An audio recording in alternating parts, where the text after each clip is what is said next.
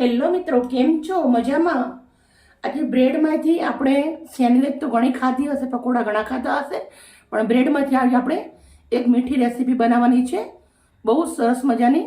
તમે જોઈ શકો છો, મેં આવી રીતના બ્રેડ લઈ લીધી છે નાની વાળી, પછી બીટ લીધું છે, પછી આ દહીંનો મસ્કો છે, એક 250 ગ્રામ એટલું દહીં હતું. મેં કપડાના અંદર રાતે બાંધી દીધું હતું, મસ્ત મજાનું કપડામાં છોડી મસ્કો રેડી થઈ ગયો છે દહીંનો. પછી પીસેલી ખાંડ છે, ઇલાયચી આવશે. કેવી રીતે બનાવવું છે પૂરો વિડીયો તમારા જોડે હું શેર કરું છું. આજનો વિડીયો એકદમ સુપર અને સાથે ટેસ્ટી હશે. મિત્રો, અમારી વિડીયો સારી લાગે તો પ્લીઝ અમને લાઈક કમેન્ટ કરજો, સબસ્ક્રાઈબ કરજો, ના કર્યું હોય તો તમારા પરિવાર માટે જરૂરથી બનાવજો. બનાવવાની રીતે આપણે ચાલુ. પહેલાં મેં આવી રીતના એક નાનો ડબ્બો આવે એવું લીધું છે. તમે વાટકી બાટકી કંઈ પણ લઈ શકો છો. એને આવી રીતે બ્રેડને કટ કરી લેવાની છે.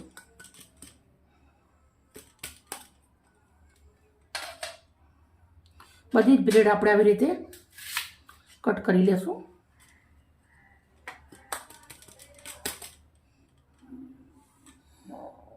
બધી જ બ્રેડ રેડી થઈ ગઈ છે. હવે આપણે બીટ છે એને અડધું બીટ લીધું છે મેં. એને આવી રીતને પહેલાં સરસ મજાનું છોલી લેવાનું છે. બહારની મીઠાઈઓ, બહારનું સ્વીટ કેવું હોય કેવું નહીં, એના કરતાં આપણે આ એકદમ હેલ્ધી બની જાય છે. મસ્ત છોલી અને રેડી કરી દીધું છે. હવે આપણે બીટને આવી રીતે નાની છીણી લેવાની છે, એના અંદર ખમણવાનું છે. મોટી છીણી નહીં લેવાની, મોટી છીણી લેશો તો આ ખમણ એકદમ જાડું જાડું પડશે. એટલે આવી રીતે નાની છીણીનો જ ઉપયોગ કરવાનો છે.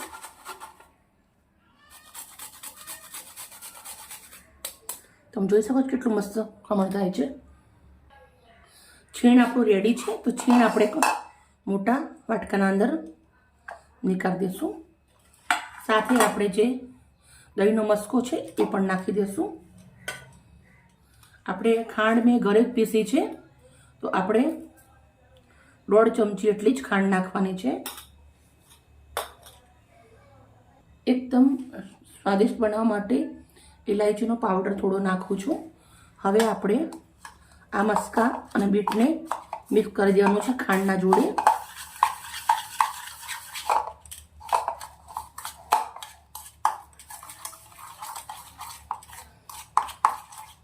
બાળકો એટલા હોશે ખાશે. બાળકોને તો સરસ લાગશે જ કરું, પણ મોટાને પણ બહુ જ મસ્ત લાગશે. નાના મોટા બધાને જ બહુ જ મસ્ત લાગશે. તો સરસ મજાનું આવી રીતે આપણે ફેટી દેવાનું છે. મેં મસ્ત મજાનું જોરદાર ફેટી અને રેડી કરી દીધું છે. ના આના અંદર ઘી આવે, ના આના અંદર તેલ આવે, ના ગેસ ચલાવવો પડે, ના ચાસણી બનાવવી પડે, અને બહુ જ સરસ મજાનું આપણું સ્વીટ રેડી થઈ જાય છે. તો આપણે આવી રીતે ઉપર લગાવી દેવાનું છે ટીકીને.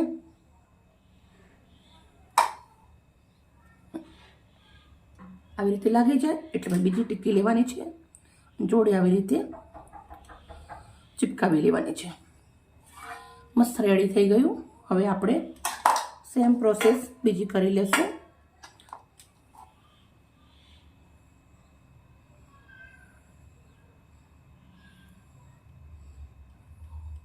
થોડું બહાર ઓછું નીકળે એવી રીતે લગાવી દેવાનું ઉપર.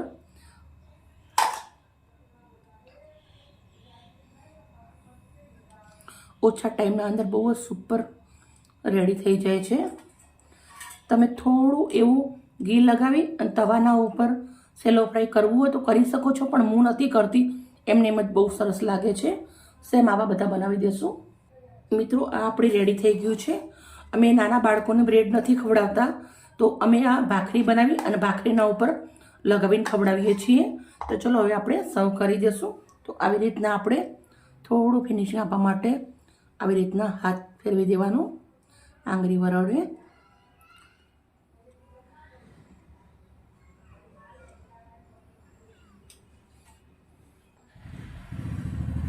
પ્લેટના અંદર સર્વ કરી દઉં છું.